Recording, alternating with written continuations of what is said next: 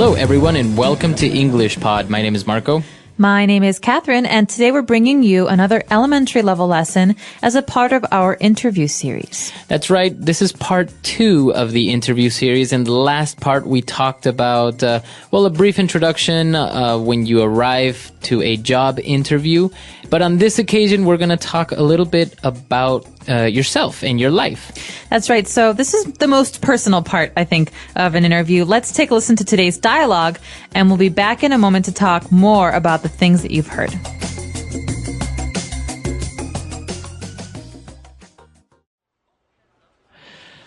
Now, Miss Childs passed on your resume to me, and I've had a chance to look it over. I must say, I'm quite impressed. Thank you very much. I've tried to keep it short and clear. If there are any questions, please feel free to ask me. Well, yes, I do have a number of questions, but perhaps first you could give me a brief overview. I'd like to get a little bit of an idea of your background. Yes, of course. Well, as you can see from the resume, I'm 27 and grew up in Brooklyn, New York, although our family moved to London when I was quite young, at around 16. Ah, I see. So you were actually educated in Europe? Yes, precisely. Although I was born in the US, I would definitely call London home. But as you see, I've actually spent a lot of my life moving from country to country. My father was in the oil business before he retired, so we also spent a number of years in Saudi Arabia too. Very interesting. So it seems you had quite an adventurous childhood. Absolutely. We were never still for too long, but now I'm really looking to settle down. I see. Okay, well, let's move on to discuss your education, shall we? Sure. All right, we're back. So obviously this person had a very interesting life, and they use some pretty interesting words there. So why don't we take a look at 5 key words that we have prepared for you on Language Takeaway. Language takeaway. All right, so the first word that we have is right when Mr. Parsons talked to Miss Childs, and he said that he was very impressed with her resume. All right, so someone says, I'm impressed when they think that something that you did or something about you is very interesting or good or better than most people's.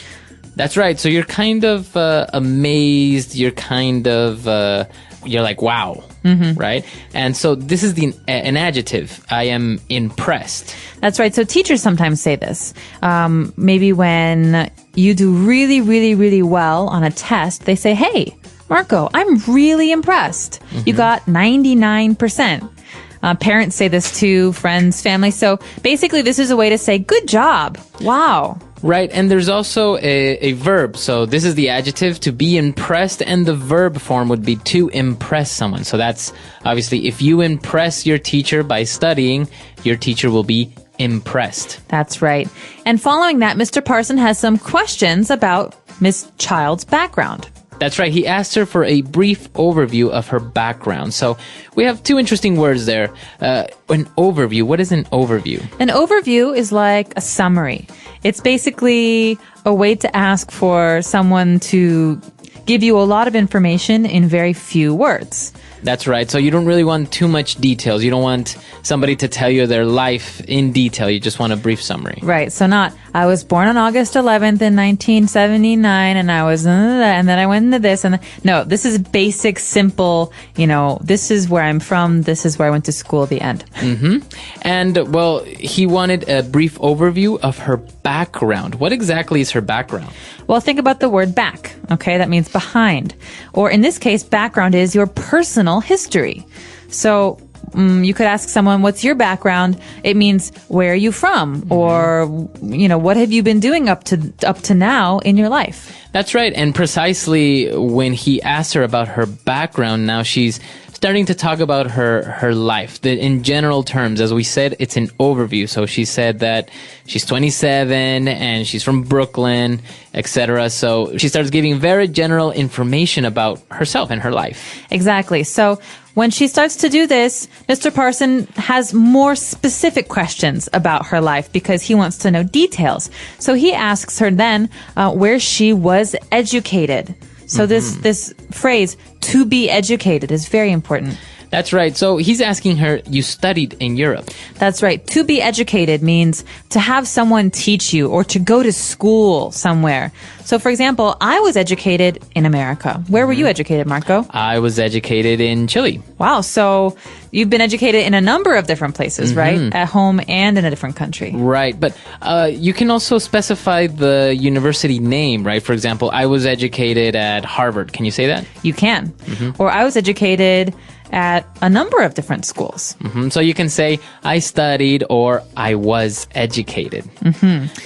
All right. And well, apparently she was moving around from Europe, United States. So Mr. Parsons says, wow, it seems that you had an adventurous childhood. Okay, this is a great adjective, adventurous. You can say a person is adventurous. So Marco is very adventurous. He likes to jump out of airplanes.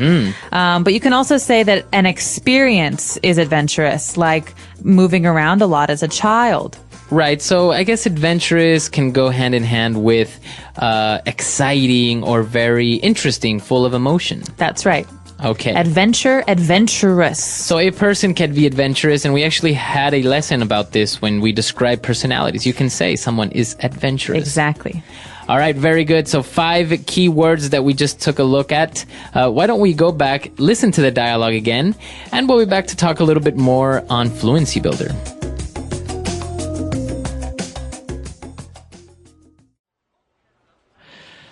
Now, Miss Childs passed on your resume to me, and I've had a chance to look it over. I must say, I'm quite impressed. Thank you very much. I've tried to keep it short and clear. If there are any questions, please feel free to ask me. Well, yes, I do have a number of questions, but perhaps first you could give me a brief overview. I'd like to get a little bit of an idea of your background. Yes, of course. Well, as you can see from the resume, I'm 27 and grew up in Brooklyn, New York, although our family moved to London when I was quite young, at around 16. Ah, I see. So you were actually educated in Europe? Yes, precisely. Although I was born in the US, I would definitely call London home. But as you see, I've actually spent a lot of my life moving from country to country. My father was in the oil business before he retired, so we also spent a number of years in Saudi Arabia too. Very interesting. So it seems you had quite an adventurous childhood. Absolutely. We were never still for too long, but now I'm really looking to settle down. I see. Okay, well, let's move on to discuss your education, shall we? Sure.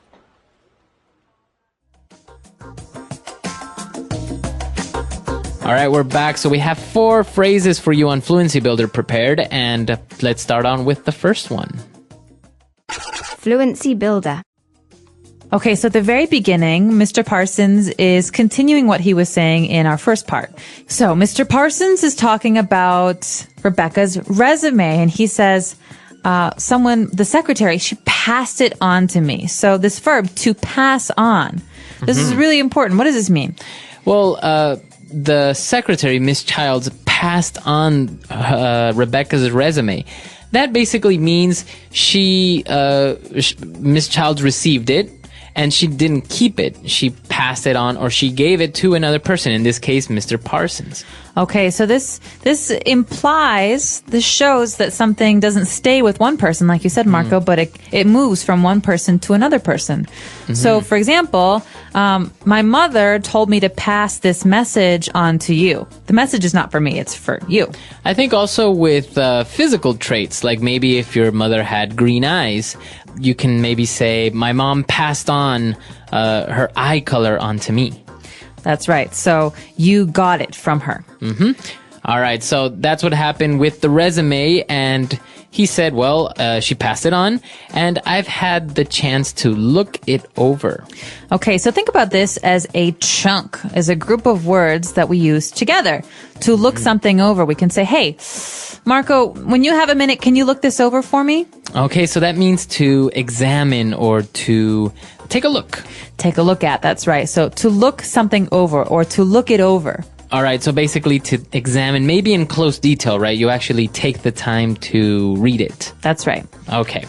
And then later on, they started talking about her background. As we know, she was from Brooklyn. She grew up in Brooklyn, and then she moved to London. And so Rebecca described how she spent most of her life moving from country to country. Okay, from country to country.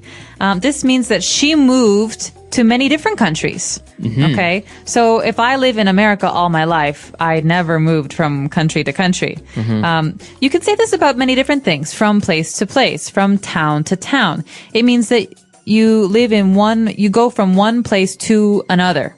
That's right. So as you said, if you replace the noun country, you can say from town to town.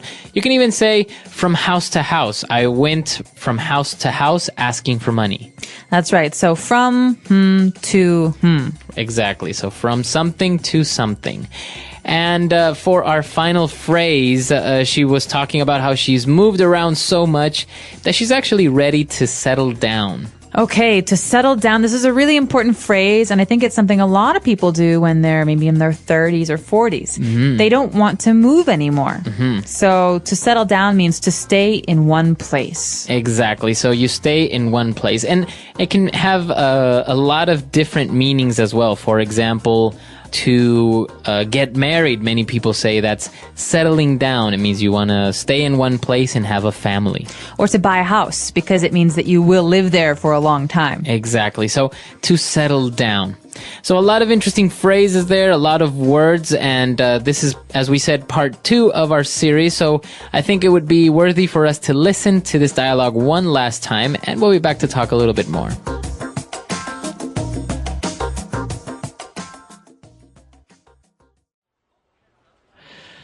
Now, Miss Childs passed on your resume to me, and I've had a chance to look it over. I must say, I'm quite impressed. Thank you very much. I've tried to keep it short and clear. If there are any questions, please feel free to ask me. Well, yes, I do have a number of questions, but perhaps first you could give me a brief overview. I'd like to get a little bit of an idea of your background. Yes, of course.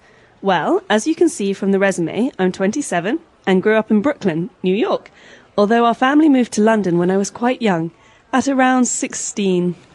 Ah, I see. So you were actually educated in Europe? Yes, precisely. Although I was born in the US, I would definitely call London home. But as you see, I've actually spent a lot of my life moving from country to country. My father was in the oil business before he retired, so we also spent a number of years in Saudi Arabia too. Very interesting. So it seems you had quite an adventurous childhood. Absolutely. We were never still for too long, but now I'm really looking to settle down. I see. Okay, well, let's move on to discuss your education, shall we? Sure.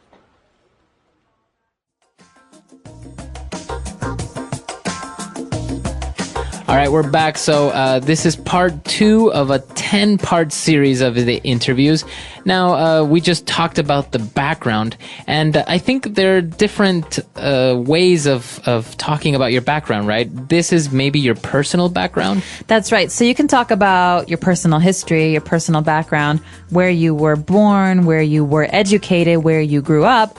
But a lot of times we also have to talk about other parts of our background, like our work background, or like next week, our educational background. That's right. So part 3, we're going to take a look at your educational background. And it's going to be very important because I think in many interviews, people have a hard time describing what they studied or maybe describing exactly what they did during university or college or master's degree or something. Exactly. And we're not talking about elementary school or high school. We're specifically talking about university background here. So like you're saying, Marco, what was your major? What was your minor?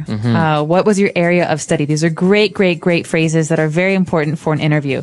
And so we hope that if you have any questions, you'll let us know. Our website is englishpod.com, and stay tuned for next week's episode. That's right. Okay, so we'll see everyone on the website, and until next time. Bye. Bye.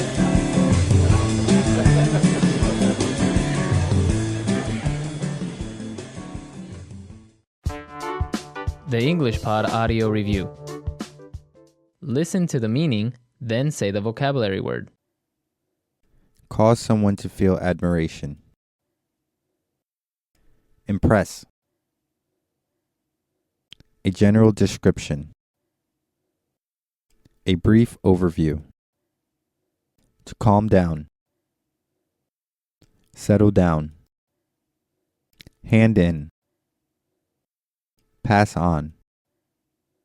Feel relaxed. Feel free. Let's try that faster. Hand in. Pass on. A general description. A brief overview. Feel relaxed. Feel free. To calm down. Settle down. Cause someone to feel admiration. Impress. Now say the word and hear it in a sentence. A brief overview.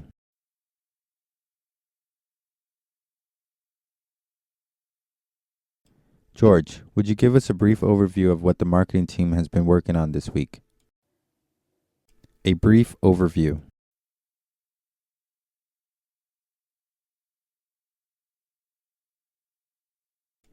This guidebook doesn't have a lot of detailed information about Paris. It just provides a brief overview. A brief overview.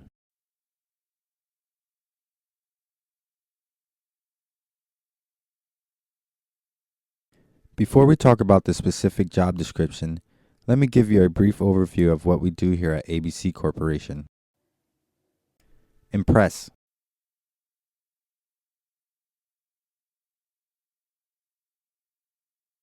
Well, Jeff, I'm really impressed with your photography skills. These pictures are beautiful. Impress.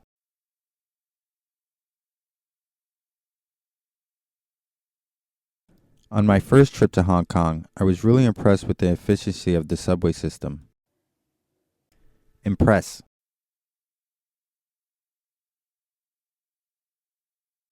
Good job with that sales meeting, Ellen. I think the client was really impressed. Pass on.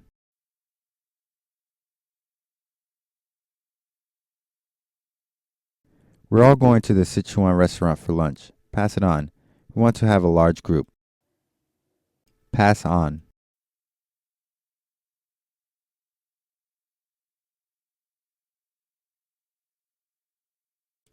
Linda, after you add the most recent QC figures to the report, please pass it on to Mr. Wang. Pass on.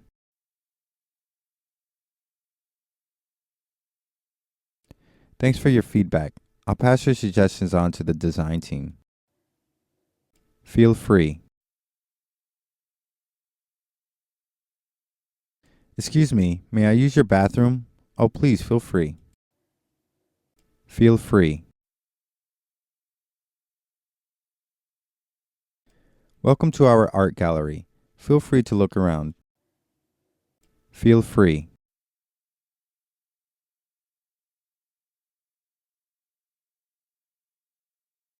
After listening to this English pod lesson, please feel free to post your questions and comments on our website.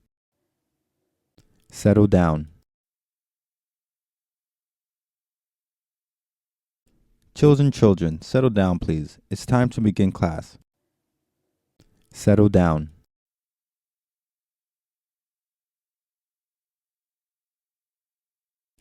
He was something of a playboy in the past, but now he's ready to get married and settle down. Settle down.